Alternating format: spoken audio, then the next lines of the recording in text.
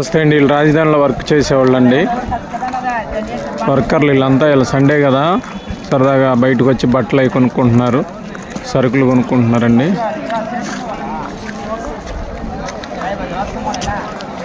దగ్గర దగ్గర ఈ విల్లాస్ కడతానికి ఎమ్మెల్యే ఎంపీలు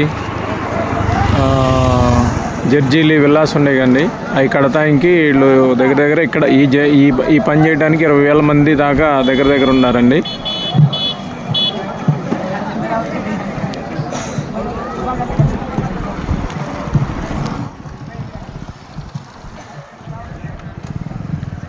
రోడ్డు పొడుగుదంతా వాళ్ళే సార్.